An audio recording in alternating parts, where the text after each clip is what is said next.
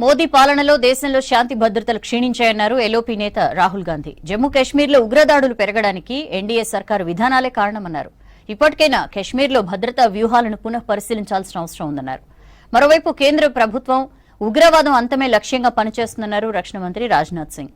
టెర్రరిస్టుల ఏరివేత చర్యలు కొనసాగుతాయన్నారు.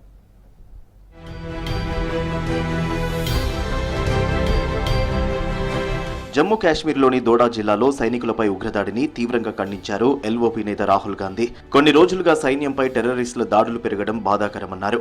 జమ్మూ కాశ్మీర్లో ఈ పరిస్థితికి కేంద్ర ప్రభుత్వ విధానాలే కారణమని విమర్శించారు. ఉగ్రదాడిలో అమరులైన సైనికుల కుటుంబాలకు ప్రగాఢ సానుభూతి తెలుపుతూ ట్వీట్ చేశారు.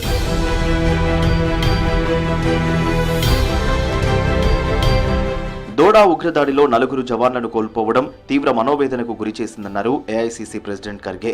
జమ్మూ కాశ్మీర్లో భద్రతా వ్యూహాలను కేంద్రం పునఃపరిశీలించాల్సిన అవసరం ఉందన్నారు. గత నెల రోజుల్లోనే 9 మంది జవాన్లు ప్రాణాలు కోల్పోవడం దురదృష్టకరమంటూ ట్వీట్ చేశారు ఖర్గే.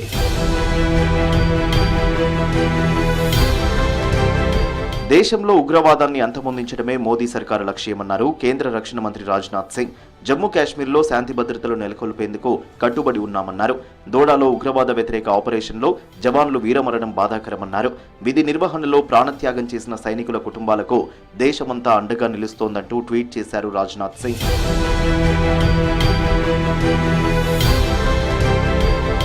హర్యానాలోని బీజేపీ సర్కార్ బీసీల సంక్షేమానికి కట్టుబడి ఉందన్నారు కేంద్ర హోంమంత్రి అమిత్ షా.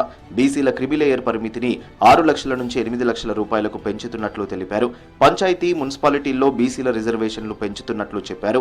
హర్యానాలో మహేంద్రగఢ్లో బీసీ సమ్మాన్ సభలో పాల్గొన్న అమిత్ షా బీజేపీతోనే హర్యానా అభివృద్ధి సాధ్యమన్నారు. ओबीसी कमीशन को संवैधानिक मान्यता देकर आपको संवैधानिक अधिकार देने का काम हमारे नेता नरेंद्र मोदी जी ने किया. 16 और जातियों को ओबीसी में आरक्षित करने का काम किया और नीट की परीक्षाओं में 27% आरक्षण पहली बार हमारे नेता नरेंद्र मोदी जी ने देने का काम किया. కేంద్ర ప్రభుత్వం 2024-25 బడ్జెట్ తయారీ ప్రక్రియ చివరి దశకు చేరింది. దీనికి గుర్తుగా నార్త్ బ్లాక్ లో కేంద్ర ఆర్థిక మంత్రి నిర్మలా సీతారామన్ సమక్షంలో హల్వా వేడుక జరిగింది. బడ్జెట్ తయారీ లాక్ ఇన్ ప్రక్రియకు ముందు ప్రతి ఏడాది హల్వా వేడుకలు నిర్వహించడం ఆచారంగా వస్తోంది. కేంద్ర బడ్జెట్ ను ఈ నెల 23 పార్లమెంట్ లో ప్రవేశపెట్టనున్నారు కేంద్ర మంత్రి నిర్మలా సీతారామన్. ఎన్డీఏ సర్కార్ మూడోసారి అధికారంలోకి వచ్చాక తొలి బడ్జెట్ కావడంతో సర్వత్రా ఆసక్తి నెలకొంది.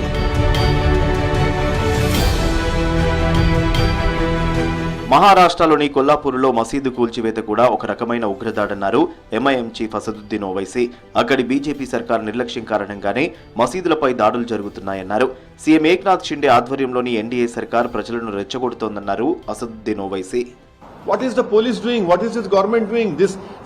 The Shinde Fadnavis government should take the responsibility because of their approach. They are emboldening such elements.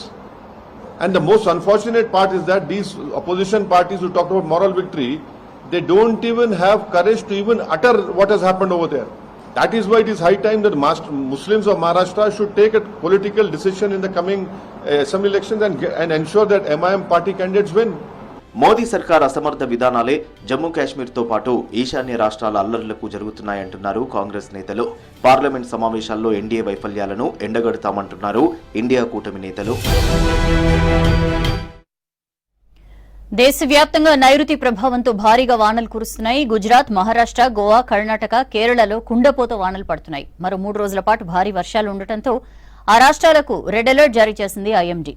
ప్రజలు అప్రమత్తంగా ఉండాలని హెచ్చరికలు జారీ చేసింది.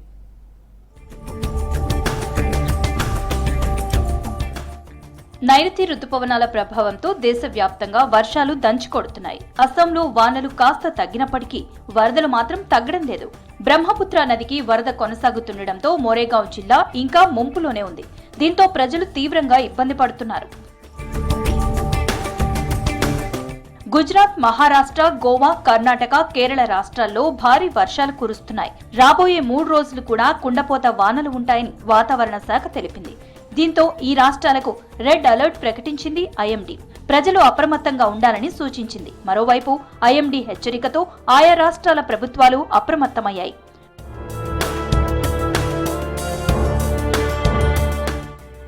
రాష్ట్రాలతో పాటు తూర్పు రాజస్థాన్, ఒడిశాలో వర్షాలు పడతాయంది ఐఎండీ.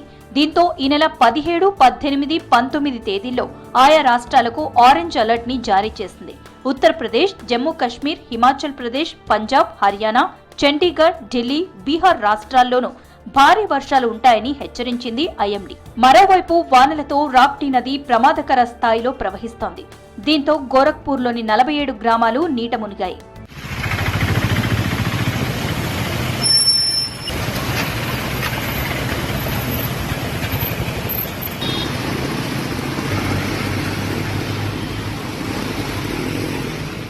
కర్ణాటకలోని ఉత్తర కన్నడ, కేరళలో కురుస్తున్న వానలతో జనజీవనం స్తంభించింది. కర్ణాటకలో ఓ హోటల్పై కొండచర్యలు విరిగిపడడంతో 7 మరణించినట్లు తెలుస్తోంది. భారీ వర్షాలు ఉన్నందున ప్రజలు అప్రమత్తంగా ఉండాలని, అత్యవసరం అయితేనే బయటికి రావాలంటున్నారు అధికారులు.